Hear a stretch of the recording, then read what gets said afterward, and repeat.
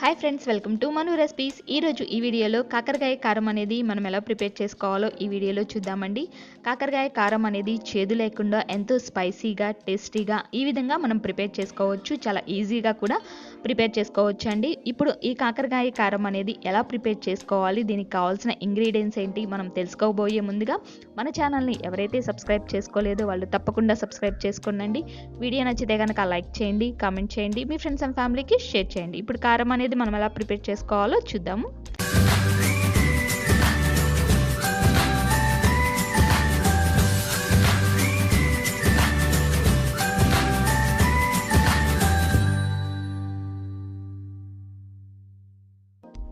కాకరకాయ కారం అనేది ప్రిపేర్ చేసుకోవడానికి మనకి ముందుగా కావాల్సిన దినుసులు ఏంటో చూద్దామండి. పచ్చెనపప్పు 3 టేబుల్ స్పూన్, ధనియాలు 2 టేబుల్ స్పూన్, 100 గ్రాములు ఎండుమిర్చి, వేరుశనగ పప్పు 1 టేబుల్ స్పూన్, చిన్నులపాయి, నువ్వులు 2 టేబుల్ స్పూన్, జీలకర్ర 1 టేబుల్. ఇవి మొత్తాన్ని కూడా మనం దోరగా వేయించుకోవాలండి. ఇప్పుడు ఈ వీటిని మొత్తాన్ని కూడా దోరగా వేయించుకుందాము. ఒక బాండీ తీసుకొని దానిలోనికి 2 టేబుల్ స్పూన్ ఆయిల్ అనేది యాడ్ చేసుకుందాము. ఇలా ఆయిల్ అనేది హీట్ ఎక్కిన తర్వాత ఎండుమిర్చి అనేవి ముందుగా యాడ్ చేసుకోవాలి. ఎండుమిర్చి అనేవి ఒక 2 మినిట్స్ ఫ్రై చేసుకుంటే సరిపోతుందండి. ఎందుకంటే నెక్స్ట్ ఇంగ్రీడియంట్స్ మొత్తం కూడా మనం ఈ ఎండుమిర్చిలోనే యాడ్ చేసుకొని ఫ్రై చేసుకోవాలి. కాబట్టి ఇవి కొంచెం దోరగా వేగిన తర్వాత మనము వేరుశనగ పప్పు అనేది యాడ్ చేసుకోవాలి. ఈ వేరుశనగ పప్పు కొంచెం కలర్ చేంజ్ అయ్యేంత వరకు కూడా మనం ఫ్రై చేసుకోవాలి. మనం ఈ దినుసులు అనేవి ఫ్రై చేసుకున్నంతసేపు కూడా గ్యాస్ అనేది స్లోగా పెట్టుకొని ఫ్రై చేసుకోవాలి. నెక్స్ట్ వచ్చేసి పచ్చెనపప్పు అనేది యాడ్ చేసుకుందాము. పచ్చెనపప్పు 3 టేబుల్ స్పూన్ తీసుకున్నాను కదా, ఈ 3 టేబుల్ స్పూన్ కూడా యాడ్ చేసుకొని దూరగా వేయించుకోవాలి. ఇలా దినుసులు అనేవి మనం స్లోగా గ్యాస్ మీద పెట్టుకొని మాడకుండా వేయించుకుంటే కారం అనేది టేస్టీగా ఉంటుంది. తర్వాత నెక్స్ట్ వచ్చేసి ధనియాలు అనేది యాడ్ చేసుకోవాలి. ధనియాలు కూడా మనం దీంట్లో యాడ్ చేసుకొని సేమ్ కలర్ అనేవి కొంచెం చేంజ్ అయ్యేంత వరకు కూడా బాగా ఫ్రై చేసుకోవాలి.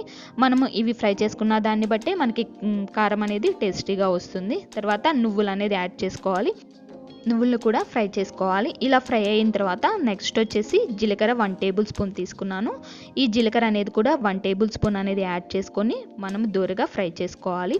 మనం వేసే ఇంగ్రీడియంట్స్ మొత్తాన్ని కూడా 2 మినిట్స్ అనేది గ్యాప్ ఇచ్చి ఒకదాని తర్వాత ఒకటి మనం యాడ్ చేసుకొని ఫ్రై చేసుకోవాలి. తర్వాత ఒక హాఫ్ కప్ కరివేపాకు తీసుకున్నాను. ఈ కరివేపాకు మొత్తాన్ని కూడా ఒకసారి ఫ్రై చేసేసుకోవాలి. ఫ్రై చేసుకొని ఇది మొత్తాన్ని కూడా స్టవ్ ఆఫ్ చేసేసుకొని పక్కన పెట్టుకోవాలండి. ఇది పక్కన పెట్టి బాగా ఆరిపోవాలి మనం అప్పుడే మిక్సీ అనేది పెట్టుకోవాలి. ఆరిన తర్వాతే చూస్తున్నారు కదా, ఇలా పక్కన పెట్టేసేసుకున్న తర్వాత బాగా చల్లారనివ్వాలి. దీన్ని ఇప్పుడు నెక్స్ట్ పక్కన పెట్టుకుందాము. తర్వాత నెక్స్ట్ 1/2 kg కాకరకాయలు తీసుకోవాలండి. ఈ కాకరకాయలు మొత్తాన్ని కూడా కొంచెం వాటర్లో సాల్ట్ అనేది యాడ్ చేసుకొని బాగా క్లీన్ చేసుకొని ఇట్లా చిన్న చిన్న స్లైసెస్ లాగా కట్ చేసుకోవాలి. ఇలా కట్ చేసుకున్న తర్వాత మనం వీటిని బాగా డీప్ ఫ్రై అనేది చేసుకోవాలి. ఇలా స్లైసెస్ లానే కాదండి, బాగా తురుముకొని కూడా మనం కాకరకాయ కారం అనేది ప్రిపేర్ చేసుకోవచ్చు. మనకి కాకరకాయలు అనేవి స్లైసెస్ లాగా కట్ చేసుకునేటప్పుడు పల్చగా ఉండే విధంగా చూసుకోవాలి. ఎందుకంటే కారం అనేది త్వరగా అవుతుంది, ఫినిష్ అయిపోతుంది, మనకి టైం అనేది ఎక్కువగా పట్టకుండా ఉంటుంది. మనం ఇప్పుడు ఈ కాకరకాయలని ఎలా ఫ్రై చేసుకోవాలో చూద్దాము. ముందుగా ఒక బాండీ తీసుకొని దానిలోనికి డీప్ ఫ్రైకి సరిపడినంత ఆయిల్ అనేది యాడ్ చేసుకోవాలి.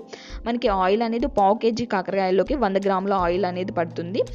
ఆయిల్ అనేది ఇలా యాడ్ చేసుకున్న తర్వాత ఆయిల్ మొత్తం కూడా కొంచెం హీట్ అయిన తర్వాత మనం కాకరకాయల పీసెస్ని మనం కట్ చేసుకున్న వాటిని ఈ ఆయిల్లోనికి యాడ్ చేసుకోవాలి. గ్యాస్ అనేది కొంచెం హై ఫ్లేమ్లో పెట్టుకొని కాకరకాయలు అనేది ఫ్రై చేసుకున్నంతసేపు కూడా కొంచెం హై ఫ్లేమ్లో అనేది ఉంచేసేసి మనం ఈ కాకరకాయలు అనేది ఫ్రై చేసుకోవాలి. కాకరకాయలు అనేవి కలర్ అనేవి కొంచెం చేంజ్ అయ్యేంత వరకే మనం ఫ్రై చేసుకోవాలి. బ్లాక్గా అయిపోయాయంటే చేదొస్తాయి. కాబట్టి కొంచెం బ్రౌన్ కలర్ వచ్చేంత వరకు మనం ఈ కాకరకాయలని ఫ్రై చేసుకోవాలి. ఇలా మొత్తం కూడా మనం ఫ్రై చేసుకున్న తర్వాత దీనిలోనికి కొంచెం సాల్ట్ అనేది యాడ్ చేసుకోవాలి. కొంచెం అయితే సరిపోతుందండి. నెక్స్ట్ పసుపు అనేది ఒక 1/2 టేబుల్ స్పూన్ తీసుకొని యాడ్ చేసుకోవాలి. ఇలా యాడ్ చేసుకున్న తర్వాత మొత్తాన్ని కూడా మనం ఫ్రై చేసుకోవాలండి. ఇలా ఫ్రై చేసుకున్న తర్వాత మనకి కలర్ అనేది కొంచెం బ్రౌన్ కలర్ సరిపోతుంది.